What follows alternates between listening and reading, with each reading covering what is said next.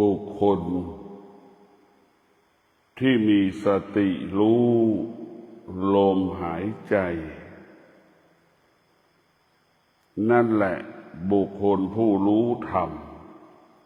ก็คือรู้ลมหายใจทุกขณะลมหายใจเข้าก็รู้หายใจออกก็รู้นั่นแหละผู้รู้ธรรมหากผู้ที่ขาดสติก็จะไปรู้เรื่องอื่นๆเรื่องอื่นๆมันก็ไม่ใช่เรื่องธรรมบุคคลที่มีสติก็จะรู้ลมหายใจเข้ารู้ลมหายใจออกนั่นแหละจิตอยู่กับปัจจุบันนั่นแหละจิตอยู่กับปัจจุบันเมื่อเรารู้ลมหายใจเข้าเมื่อรู้ลมหายใจออก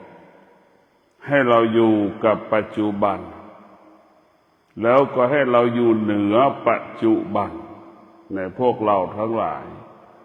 อยู่กับปัจจุบันแล้วก็อยู่เหนือปัจจุบัน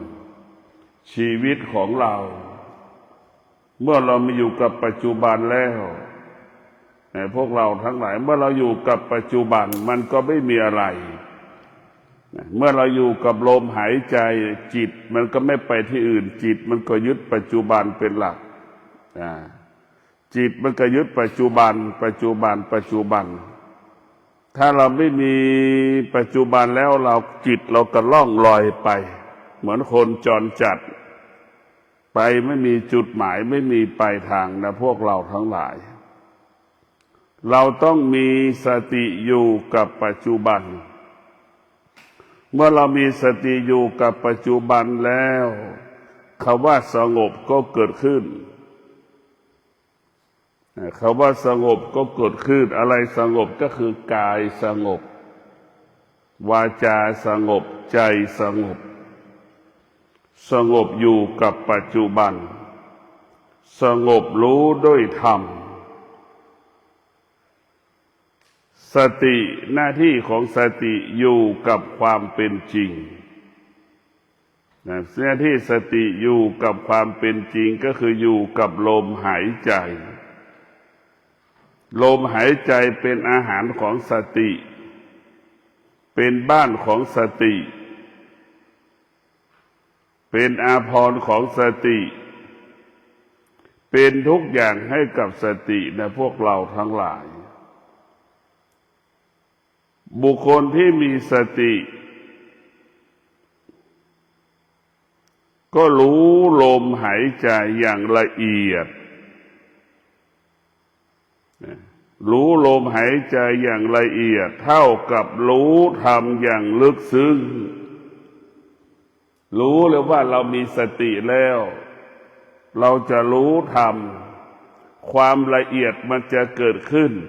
ในพวกเราทั้งหลายความละเอียดมันจะเกิดขึ้นขณะที่เรามีลมหายใจฝึกรู้ลมหายใจเข้าแต่ละวันแต่ละวันเขาว่าความละเอียดจะเกิดขึ้นธรรมจะเกิดขึ้นก็อยู่ตรงนี้แหละที่เรารู้ลมหายใจเข้ารู้ลมหายใจออกเรียกว่าบุคคลที่มีสติรู้ลมหายใจอย่างละเอียดธรรมที่เรารู้ก็ละเอียดไปตามที่เราลมหายใจละเอียดเราก็จะรู้ธรรมลึกไปเรื่อยๆแต่พวกเราทั้งหลายเรามีสติรู้ลมหายใจเข้าเราอยู่กับปัจจุบันและก็อยู่เหนือปัจจุบันเราอยู่รู้ก็เป็นเรื่องอดีตรู้ก็เป็นเรื่องปัจจุบันรู้ก็อยู่เหนือปัจจุบันในพวกเราทั้งหลายรู้เป็นเรื่องอดีตก็มีเรื่องปัจจุบันก็มีแล้วก็อยู่เหนืออดีตอยู่เหนือปัจจุบันมันก็อยู่ในตัวเดียวกันหมดแต่พวกเราทั้งหลายเรามีสติรู้ลมหายใจเราก็จะเห็นกายอย่างชัดเจนว่ามันไม่เที่ยงมันไม่เที่ยง ร่างกายเราเป็นสิ่งที่ไม่ทนความทุกข์ก็เป็นสิ่งที่ไม่ทนความทุกข์ก็เป็นสิ่งที่ทนได้ยากความเจ็บปวดก็เป็นสิ่งที่ไม่ทนความเจ็บปวดก็เป็นสิ่งที่ทนได้ยากความรู้สึกสารพัดความรู้สึกเป็นสิ่งที่ไม่ทนเป็นสิ่งที่ทนได้ยากเมื่อเรารู้ว่าความรู้สึกก็ดีความสุขก็ดีความทุกข์ก็ดีมันเป็นสิ่งที่ไม่ทนเราก็มีสติอยู่กับมันจนถึงที่สุดมันก็จากเราไปถึงที่สุดแล้วมันก็จากเราไปมันก็จากเราไปพวกเราทั้งหลายเรามีสติรู้ลมหายใจว่าเราจะจิตก็อยู่กับกายกายก็อยู่กับจิตจิตก็อาศัยกายกายก็อาศัยจิตธรรมถึงจะเกิดถ้ามีจิตธรรมมันก็ไม่เกิดถ้ามีกายธรรมมันก็ไม่เกิดเพราะฉะนั้นกายกับจิตของเรานี้สำคัญกายกับจิตต้องไปพึ่งพาสติหมามันก็มีกายหมามันก็มีจิตควายมันก็มีกายควายมันก็มีจิตแต่ควายกับงัวหมามันไม่มีสติมันจึงพัฒนาไม่ได้มันจึงแก้ไขชีวิตมันไม่ได้มันจึงอยู่ที่เดิมมันจึงเป็นควายเหมือนเดิมเป็นหมาเหมือนเดิมเป็นงัวเหมือนเดิมนั่นแหละเพราะมันมีกายกับจิตมนุษย์ได้มีกายมีจิตแล้วมีสติเห็นไหมมีกายมีจิตแล้วมีสติสติจึงอบรมจิตสติจึงควบคุมจิตแต่ส่วนควายกับงัวหมานั้นมันมีแต่จิตกับกายมันไม่มีสติมันจึงพัฒนาตัวเองไม่ได้มันจึงควบคุมตัวเองไม่ได้เราจะเห็นเวลาหมามันกัดกันตัวนี้กัดจนแทบตายควายมันชนกันก็ชนกันแทบตายงัวก็เช่นกันมันชนกันแทบตายนะพวกเราทั้งหลายนั่นแหละคือควายมันไม่มีสติงัวมันไม่มีสติหมามันไม่มีสติมันจึงไม่สามารถพัฒนาและแก้ไขชีวิตมันได้มนุษย์มีกายมนุษย์มีจิตมนุษย์มีสติจึงพัฒนาตัวเองได้แก้ไขตัวเองได้หยุดความรู้สึกที่ชอบใจได้หยุดความรู้สึกที่ไม่พอใจได้ใช่ไหมแต่ไอ้ควายมันหยุดไม่ได้มันชนกันจนตายงัวมันชนกันจนตายหมามันกัดกันจนตายใช่ไหมมันไม่มีสติและมันหยุดความรู้สึกที่มันรู้สึกไม่ได้แต่พวกเราทั้งหลายมนุษย์เป็นผู้ที่วิเศษคือมีสติมนุษย์มีสติยังไม่พอมนุษย์มีความวิริยะภาคเพียรมนุษย์มีความอดทนนี่แหละทำให้มนุษย์เปลี่ยนแปลง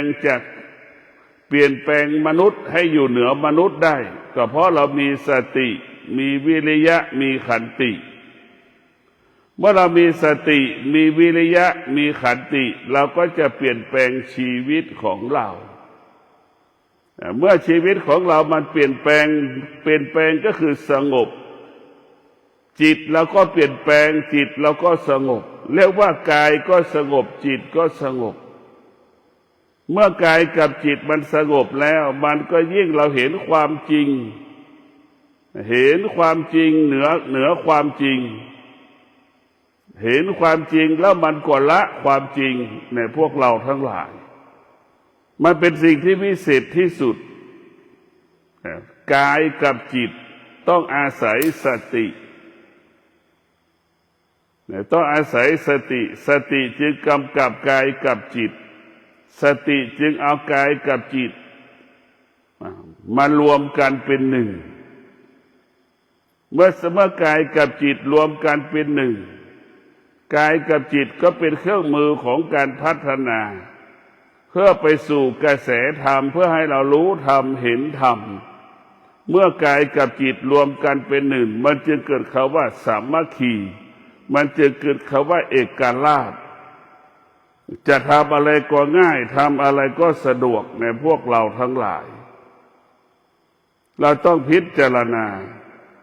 บุคคลที่มีสติจะเห็นกายว่ามันเป็นสิ่งที่ไม่เที่ยง เห็นจิตที่จิตมันรู้ก็เป็นสิ่งที่ไม่เที่ยงทั้งสิ้นดังทุกข์ก็ดีมันก็เป็นสิ่งที่ไม่ทนสุขก็ดีก็เป็นสิ่งที่ไม่ทนมันเกิดขึ้นแล้วมันก็จากเราไปให้เราเข้าใจเช่นนี้สุขเกิดขึ้นที่สุดมันก็เป็นสิ่งที่ไม่ทนเพราะมันเป็นทุกขังมันเป็นสิ่งที่ไม่ทนที่สุดมันก็จากเราไปพวกเราให้เรามีสติรู้ไอ้สติมันมีอยู่ถ้ามันขาดสติเมื่อไหร่มันกลายเหลือแต่จิตเมื่อมันขาดสติมันก็เหลือแต่จิตเมื่อมันเหลือแต่จิตมันก็ยึดติดทุกอย่างสุขมันก็ยึดติดทุกข์มันก็ยึดติดมันแยกไม่ได้ว่าอันไหนควรยึดถือยึดมั่นจิตมันไม่รู้เมื่อจิตไม่รู้สุขมันก็ยึดทุกข์มันก็ยึดพอใจมันก็ยึดเสียใจมันก็ยึดเศร้าโศกเสียใจมันก็ยึดไม่ชอบใจมันก็ยึดพอใจมันก็ยึดมันนี่แหละคือจิตของผู้ไม่รู้นะถ้าจิตนั้นขาดสติมันก็จะไปยึดติดทุกสิ่งทุกอย่างถ้าจิตมีสติมันจะไม่ยึดติดสิ่งใดสิ่งหนึ่งไอ้จิตเราไปติดในสุขในทุกข์เพราะจิตเราขาดสติจิตมันมีแต่จิตมันไม่มีสติก็เหมือนหมาเหมือนวัวเหมือนควายน่ะเป็นแค่นั้นแหละพวกเราทั้งหลายเราเห็นแล้วว่าทำไมวัวควายมันมีแค่นั้นแหละได้แค่นั้นก็เพราะมันไม่มีสติคนเรามีสติถ้าเราไม่เอาสติเราก็เหมือนวัวเหมือนควายเหมือนหมูเหมือนหมาเหมือนเดียวกันหมดเราจะแตกต่างจากสัตว์ตอนที่เรามีสตินี่แหละสัตว์ควายกับคนก็เหมือนกันคือมีกายกับจิตหมาก็เหมือนคนแหละมีกายกับจิตคนถ้าขาดสติก็ไม่แตกต่างจากหมาคนที่ไม่มีสติก็ไม่แตกต่างจากควายคนที่ไม่มีสติก็ไม่แตกต่างจากงัวมันเป็นแค่นั้นแหละพวกเราถ้าเรามีสติแล้วเราถึงจะแตกต่างจากงัวเราจะแตกต่างจากควายเราจะแตกต่างจากหมาเราอยู่เหนืองัวอยู่เหนือควายอยู่เหนือหมาเพราะตัวสตินี่แหละเพราะตัวสติเราเนี่ยไปควบคุมจิตสติไปควบคุมจิตสติไปควบคุมกายสติไปควบคุมจิตสติไปควบคุมกายเฮ้ยมันละสิ่งที่มันรู้ให้มันละสิ่งที่มันรู้ไม่ยึดติดสิ่งที่มันรู้เนี่ยสติมันจะบอกมันจะสอนเราพวกเราทั้งหลายตัวสตินี่สำคัญที่สุดมันเป็นเครื่องมือหรือเป็นกุญแจที่จะพัฒนา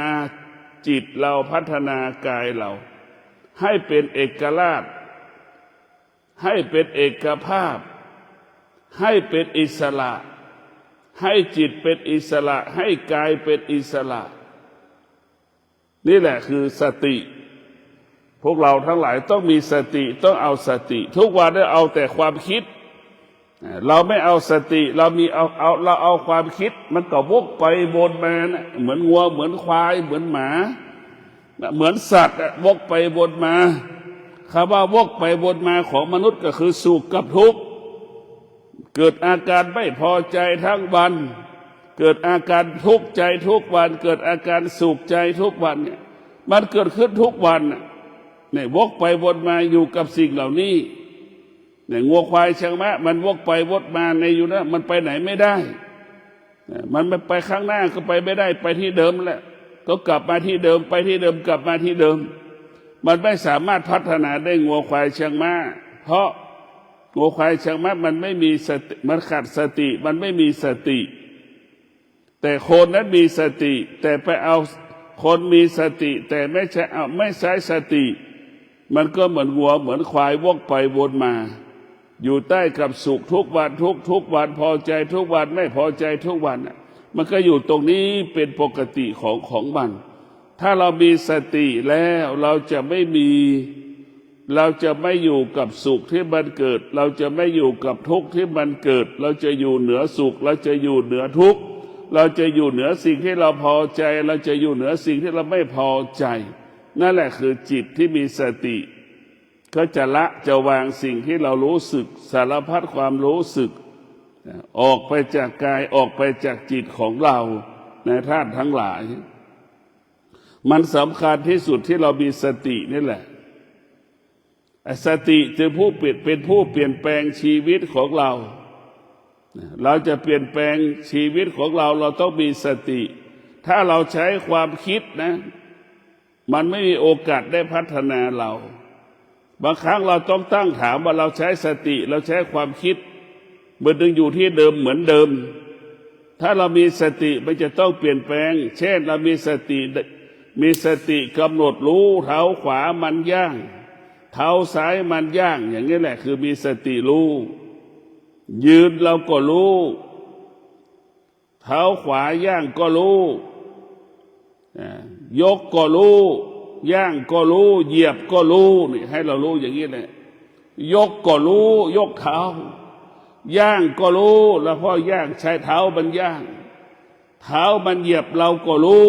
อันนี้แหละเรียกว่ารู้กายสติมันจะทำให้เรารู้กายรู้กายเสร็จยังรู้อารมณ์ของอีกมันอึดอัดหงุดหงิดเบื่อหน่ายรำคาญทีนี้ก็รู้ของอารมณ์อีกเมื่อเรารู้อารมณ์มันเราก็ปล่อยมันไปเราไม่ตามใจมันจะเกิดขึ้นก็ให้มันเกิดเรามีสติหน้าที่ของเรามีสติรู้เท่านั้นไม่มีใครที่จะมาร้องมาเต้นมาลำได้เป็น24 ชั่วโมงมันไม่มีในโลก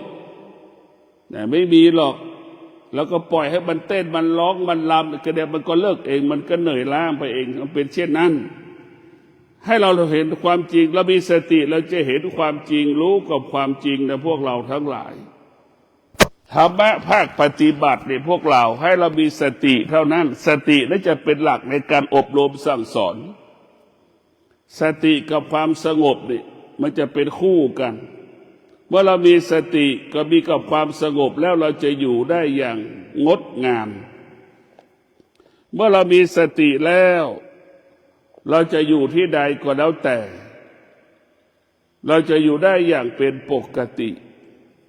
กินก็มีความสุขเรามีสติ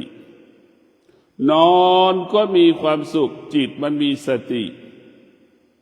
ตื่นทุกวันจิตมันมีสติมันก็มีความสุข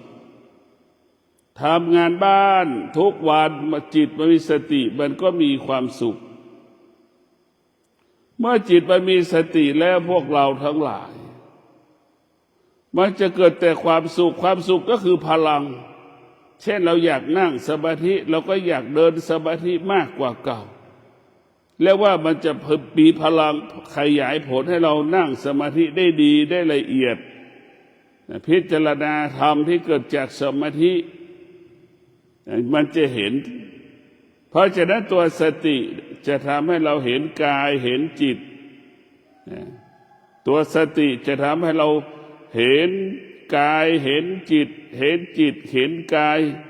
ว่ากายกับจิตไม่ควรเอาความคิดมาผูกเพราะฉะนั้นกายกับจิตต้องละความคิดเมื่อกายมีสติจิตมีสติกายอาศัยสติจิตอาศัยสติความคิดจะไม่เกิดความอยากไม่เกิดความอยากไม่มีความคิดไม่มีแต่สมาธิและปัญญาพวกเราทั้งหลายมีแต่สมาธิและปัญญาเท่านั้นถ้าเรามีสติมีสติรู้กายกับจิตมันจะเกิดคำว่าสมาธิและปัญญาเมื่อเรามีสมาธิและปัญญาแล้วพวกเราทั้งหลายมันก็จะเห็นทุกอย่างว่ามันเป็นปกติของมันเช่นการมนุษย์เกิดมาเนี่ยมันก็เป็นปกติแก่มันก็มีสมาธิกับสติมันก็บอกว่าเป็นปกติเจ็บมันก็บอกว่าเป็นปกติตายก็เป็นปกติไม่มีใครตายไม่มีเกิดมาแล้วต้องตายเสมอเหมือนกันหมดเกิดมาแล้วไม่เจ็บไม่มี ความเจ็บก็เสมอเหมือนกันหมดเกิดมาแล้วไม่แก่ไม่มีใครไม่แก่ก็ไม่มีความแก่ก็คือความเสมอในพวกเราทั้งหลายการเกิดก็เช่นเดียวกันเกิดมาเหมือนเสมอเหมือนกันหมดการเกิดมาเหมือนเสมอกันหมดไม่มีใครเกิดการเกิดแตกต่างกันไม่มีการเกิดมาเสมอเหมือนกันหมดคือไม่มีเสื้อติดตัวไม่มีสมบัติทรัพย์มามีติดตัวนี่แหละคือเหมือนกันหมดพวกเราทั้งหลายมันไม่มีอะไรที่แตกต่างกันให้เราเข้าใจเพราะสติกับปัญญานะมันจะเข้าใจความจริงถ้าเราไม่เกิดสารพัดปัญหาที่เรามันกระทบกับเรามันก็ไม่มีถ้าเราเกิดอยู่สิ่งเหล่านี้มันก็ยังปรากฏอยู่บนโลกใบนี้เราดูร้อนและดูหนาวที่เรากำหนดฝนมันก็ตกเป็นปกติร้อนมันก็เป็นปกติหนาวมันก็เป็นปกติแต่มนุษย์ต่างหากไม่เข้าใจมันเมื่อไม่เข้าใจมันก็คิดว่าสิ่งเหล่านี้เป็นผิดปกติจิตของเรานั่นแหละผิดปกติมันขาดสติเมื่อจิตขาดสติมันก็ไม่เห็นความจริงโลกมันก็เป็นอย่างนี้ของมันหินมันก็เปลี่ยนแปลงสัตว์แต่ละชนิดก็เปลี่ยนแปลงหินก็เกิดความเสื่อมสัตว์ทั้งหลายก็เกิดความเสื่อมมนุษย์ทั้งหลายก็เกิดความเสื่อมมันเป็นชนิดของธรรมชาติเราต้องเข้าใจเรื่องธรรมชาติแต่จิตของเราต่างหากที่มันผิดธรรมชาติมันไม่ยอมรับความจริงของธรรมชาติพวกเราทั้งหลายมันไม่ยอมรับความจริงของธรรมชาติจิตเราจึงเกิดอาการสำแดงอาการทุกวันจะตื่นก็เกิดอาการไม่พอใจจะนั่งสมาธิก็ไม่พอใจสวดมนต์ก็เกิดอาการไม่พอใจนั่นแหละคือจิตมันมีแต่ความคิดถ้ามันมีสติมันจะไม่เกิดอาการสิ่งเหล่านี้แต่พวกเราทั้งหลายเราต้องเข้าใจว่าการฝึกฝนการอบรมนั้นมันเป็นเรื่องใหญ่โดยเฉพาะการนั่งสมาธินี่พวกเราการนั่งสมาธิจริงๆเป็นสิ่งที่ง่ายมันง่ายกว่าเราปลูกลำไยอีกเราปลูกลำไยเราปลูกลิ้นจี่เราปลูกมะม่วงเราต้องใช้เวลาอย่างน้อย5 ปีมะม่วงลำไยลิ้นจี่นั้นถึงจะออกดอกออกผลการนั่งสมาธิของเรานี่เรานั่งสมาธิไม่เกิน15 วันหรือไม่เกิน3 เดือนนี่ผลมันจะออกมาทันทีเราจะรู้ว่ามันเป็นสิ่งที่ประเสริฐเป็นสิ่งที่มีค่า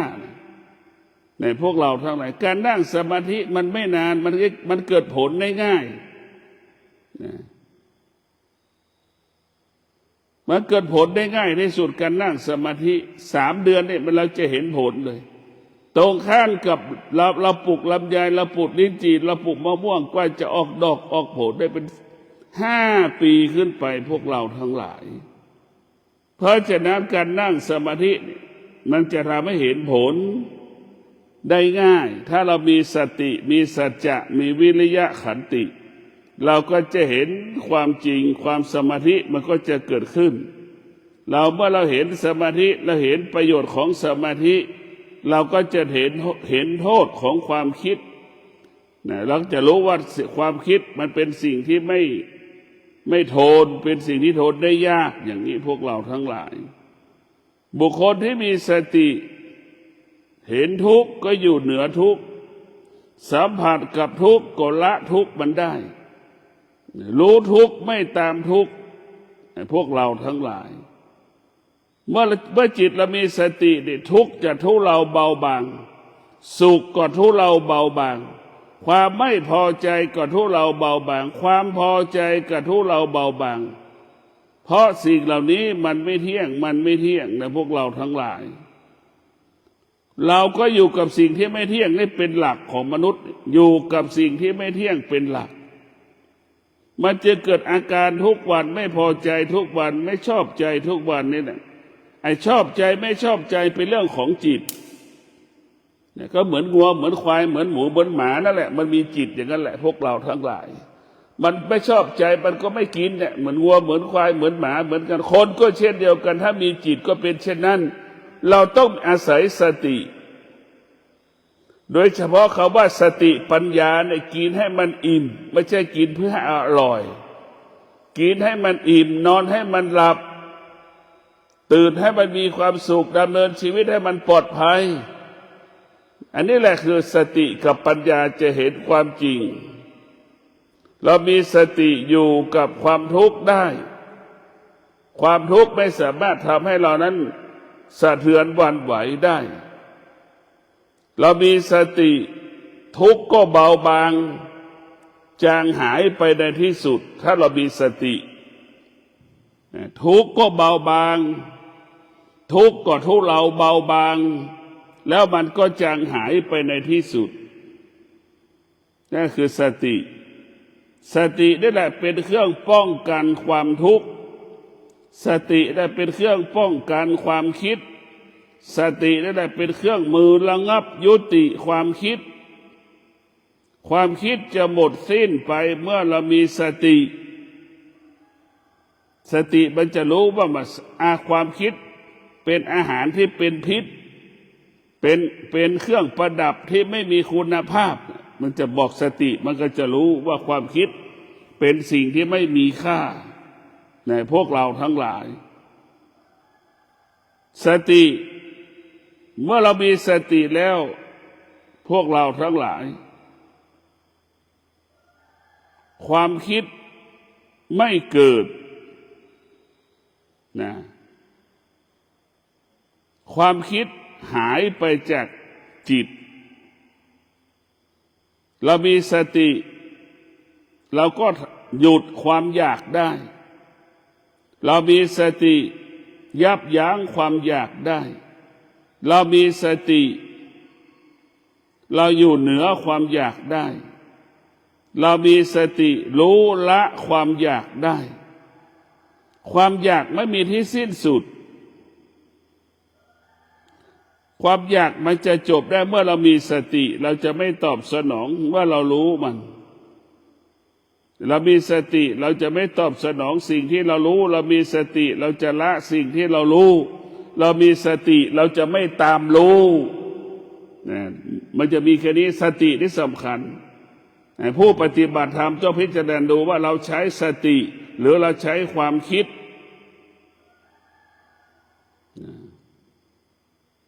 เราต้องรู้ว่าสติของเรานั้นเปรียบเสมือนน้ำความทุกข์ทั้งหลายเปรียบเสมือนเกลือพวกเราทั้งหลายเกลือเป็นลักษณะแบบไหนมันเค็มคุณสมบัติของเกลือมันเป็นยังไงเราก็ต้องพิจารณาเราต้องใช้สติควบคุมจิตเมื่อจิตมีสติจิตจะตั้งมั่นจิตนั้นจะมีสมาธิจิตนั้นจะมีปัญญาจะเห็นความจริงว่าสรรพสิ่งทั้งหลายมันไม่เที่ยงเห็นความจริงว่าสรรพสิ่งทั้งหลายมันเปลี่ยนแปลงเห็นสรรพสิ่งทั้งหลายมันเป็นอนัตตาทั้งสิ้นแต่พวกเราทั้งหลายบุคคลที่มีสติจิตก็จะตั้งมั่นอยู่ในสมาธิจิตตั้งมั่นอยู่ในปัญญาจิตจะอาศัยสมาธิและปัญญามาพัฒนากายมาพัฒนาจิตในพวกเราทั้งหลายเมื่อเราจิตมันมีสติเมื่อมันมีสติมันก็จะมีแต่คำว่าว่างเปล่าเท่านั้น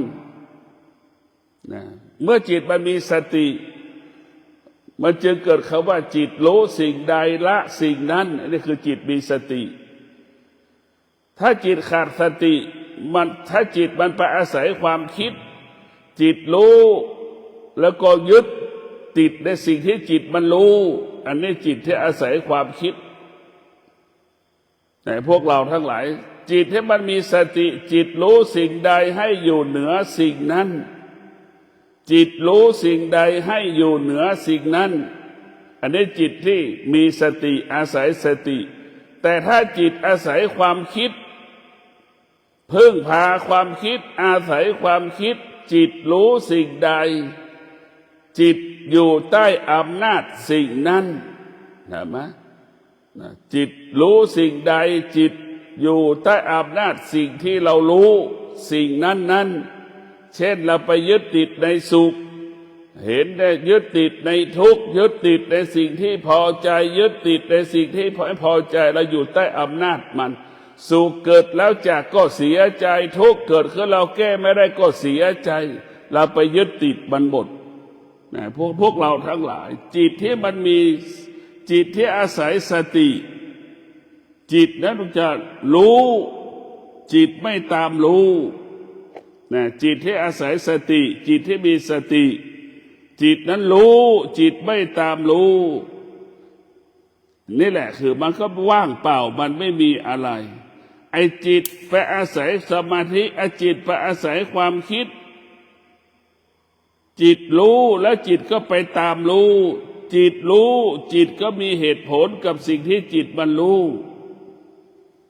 นะพวกเราทั้งหลายมันไม่มีนะถ้าจิตมีสติมันไม่ตามรู้ถ้าจิตมันมีความคิดมันจะมีแต่เหตุมีแต่ผลไปตามรู้ไปตามรู้ไปตามรู้ไปตามรู้ไปตามรู้ตลอดเวลาแต่พวกเราทั้งหลายบุคคลที่มีสติพวกเราทั้งหลายบุคคลที่มีสติก็จะเป็นบุคคลที่สำรวมกายวาจาใจบุคคลนั้นจะสำรวมกายวาจาใจให้กายวาจาใจสงบรู้ทุกลมหายใจทุกย่างก้าวสงบรู้มือขวาจับวัตถุสิ่งของสงบรู้มือซ้ายจับสิ่งของต่างๆรู้ตาสัมผัสก็รู้ยุงกำลังบินกัดผิวหนังเราก็รู้ในพวกเราทั้งหลายเราจะมีสติรู้เท่านั้นแหละมันอนุภาพของสติเนี่ยมันมีพลังผู้ที่มีสติก็คือผู้รู้ธรรมนั่นแหละพวกเราทั้งหลายผู้รู้ธรรมก็คือผู้ที่มีสติถ้าเรามีความคิดเราไม่สามารถเข้าถึงธรรมได้สติเท่านั้นที่จะทำให้เราเข้าถึงธรรมดังที่ได้บอกแล้วว่าถ้าควายมีธรรมะมันก็ดีหรือควายไม่มีธรรมะนะเพราะควายมันไม่มีสติมันมีแต่จิตมันไม่สามารถพัฒนาได้เพราะเรามีสตินี่แหละจึงพัฒนาเราได้เพราะเรามีความอดทนได้ถึงพัฒนาเราได้เพราะเรามีวิริยะภาคเพียรนั่นแหละเราจึงพัฒนาเราได้มันจึงพัฒนาเราง่ายที่สุดธรรมะของพระพุทธเจ้าก็คือสติธรรมชาติก็คือความคิดเนี่ยพวกเราทั้งหลายธรรมชาติก็คือความคิดทุกคนก็คิดเหมือนกันหมดเหมือนวัวเหมือนควายมันก็คิดเหมือนกันหมดมันก็รู้สึกเหมือนหมดรู้สึกเหมือนกันหมดใครจะมายิงใครจะมาฆ่ามันก็รู้จิตมันก็รู้อยู่แต่มันไม่สามารถรู้เท่ากับตัวสติจิตแล้วมันก็ยังหลงจิตอยู่ถ้าจิตหลงมีความคิดเหมือนเราไปหลงในรูปของคนอื่นผู้หญิงหลงในชายหลงในหญิงนั่นแหละสามียึดติดภรรยายึดติดสามีสิ่งเหล่านี้เรียกว่าเป็นความคิดทั้งสิ้นความคิดเป็นเรื่องประเพณีความคิดเป็นเรื่องวัฒนธรรม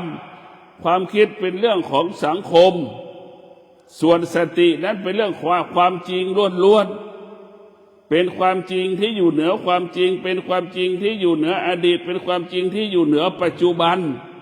ในพวกเราทั้งหลายมันเป็นความจริงที่อยู่เหนืออดีตเป็นความจริงที่อยู่เหนือปัจจุบันดังพ่อแม่ที่มีสติพ่อแม่ก็จะเห็นแต่ลูกตัวเองเห็นลูกตัวเองแล้วยังมีพ่อมีแม่ ก็เห็นพ่อแม่ว่ารักเราขนาดไหนเห็นพ่อเห็นแม่เราจะเห็นพ่อเห็นแม่ก็ตอนที่เรามีธรรมะหากเราไม่มีสติเราจะไม่รู้จักพ่อรู้จักแม่เหมือนหมานะเหมือนควายนะเห็นไหมผสมพันธุ์แม่ผสมพันธุ์กับลูกเห็นไหมนั่นแหละคือจิตนั่นคือจิตถ้าเรามีสติจะทำให้รู้จักพ่อรู้จักแม่รู้จักสิ่งนั้นรู้จักสิ่งนี้สิ่งนี้ดีสิ่งนี้ไม่ดีในพวกเราทั้งหลายเราจะเห็นแล้วว่างัวควายช้างม้าหมูหมานะมันผสมพันธุ์กันนะพ่อแม่ลูกญาติพี่น้องมันนะเห็นไหมมันมีญาติพี่น้องนี่แต่มนุษย์มันมีสติมันมีญาติมันมีสติรู้ความจริงอันนี้เป็นนี่เป็นแม่เป็นพ่อเป็นพี่เป็นน้องมันยังแยกแยะได้พวกเราทั้งหลายถ้ามีสติแต่ถ้าเราขาดสติก็เหมือนงัวเหมือนควายนั่นแหละเรามีสติเราก็จะเป็นคนอยู่เหนืองัวอยู่เหนือควายแต่พวกเราทั้งหลายสตินี่จะทำให้เราเห็นธรรมธรรมก็คือเป็นบ้านที่แท้จริงของกายกับจิตธรรมะเนี่ยก็เป็นสามีที่ดีเป็นภรรยาที่ดีของเราธรรมะเนี่ยเป็นสามีเป็นภรรยาที่ดีหากสามีภรรยาไม่มีธรรมะก็เป็นสามีที่ไม่ดีเป็นภรรยาที่ไม่ดีธรรมะจะเป็นลูกที่ดีของพ่อของแม่เนี่ยเรามีสติจะเป็นลูกที่ดีของพ่อของแม่เป็นสามีที่ดีของพ่อของแม่เป็นพ่อแม่ที่ดีของลูกเรามีสติจะอยู่ตรงนี้เนี่ยถ้าเรามีสติจะเป็นญาติที่เราจะเป็นญาติที่ดีซึ่งกันและกันเรามีสติเราจะเป็นเพื่อนที่ดีซึ่งกันและกันเรามีสติเราจะเป็นครูอาจารย์ที่ดีให้กับศิษย์ซึ่งกันและกันเราจะเป็นนายจ้างลูกจ้างที่ดีซึ่งกันและกันนี่คือสติเราจะเป็นเครื่องมือเรามีสติเราจะลดโทษอโหสิกรรมให้กันและกันเพราะฉะนั้นสติก็เป็นเครื่องป้องกันสติเป็นเครื่องป้องกันป้องกันอะไรป้องกันความคิดเมื่อป้องกันความคิดกับป้องกันความโลภ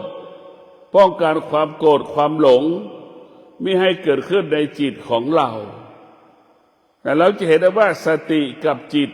ที่อาศัยสติกับจิตไปอาศัยความคิดแตกต่างกันนะพวกเราทั้งหลายจิตที่อาศัยความคิดก็คิดถึงหมาคิดถึงสัตว์มันผสมพันธุ์พ่อแม่ลูกนั่นแหละคือจิตมันจะเป็นเช่นนั้นแต่พวกเราทั้งหลายอยู่ไม่รู้จักสิ่งไหนดีไม่รู้จักสิ่งไหนดีแต่ถ้าเรามีสติเราจะรู้ความจริงเห็นความจริงรู้ความจริงเห็นความจริงชัดเจนขึ้นรู้ความจริงเห็นความจริงอันที่แท้จริงเราไม่ได้ต้องการความสุขเราไม่ต้องการความทุกข์อันที่แท้จริงจิตของเรามันต้องการความสงบในพวกเราทั้งหลายอันที่แท้จริงจิตของเรามันต้องการความสงบเมื่อจิตมันต้องการความสงบเราก็มีสติที่จะหยุดยั้งความคิดกำจัดความคิดเมื่อเราไม่มีความคิดจิตมันก็สงบง่ายโดยอัตโนมัติเพราะจิตมันแปลสภาพตลอดเวลาจิตมันแปลสภาพตลอดขนาดที่เรานั่งสมาธินั่งเสร็จแล้วสมาธิเราก็เกิดความเจ็บปวดนี่เห็นไหมถ้าเราสติไม่เข้มแข็งก็กลายเป็นความคิดพอความคิดมันระเบิดขึ้นเราก็ไม่อยากนั่งเนี่ยมันจะแปลสภาพเพราะฉะนั้นเราต้องมีสติอันแรงกล้าเรียกว่ามีสติมีคุณภาพหนึ่งจะควบคุมกายควบคุมจิตเราได้ก็ขอให้ท่านทั้งหลายมีสติในการดำเนินชีวิตดังคำว่าสติรู้ว่าสรรพสิ่งทั้งปวงเป็นสิ่งสมมุติมีสติรู้สรรพสิ่งทั้งปวงมันไม่เที่ยง มีสติรู้สรรพสิ่งทั้งปวงมันเป็นอนัตตามีสติรู้สรรพสิ่งทั้งปวงเป็นสิ่งสมมุติทั้งสิ้นขอให้ท่านทั้งหลายเจริญรุ่งเรืองงอกงามในการดำเนินชีวิตขอให้ท่านทั้งหลายมีสติในการดำเนินชีวิตมีปัญญาในการดำเนินชีวิตขอให้อุดมสมบูรณ์ด้วยทรัพย์สมบัติและปัจจัยสี่ยิ่งขึ้นไปด้วยเถิด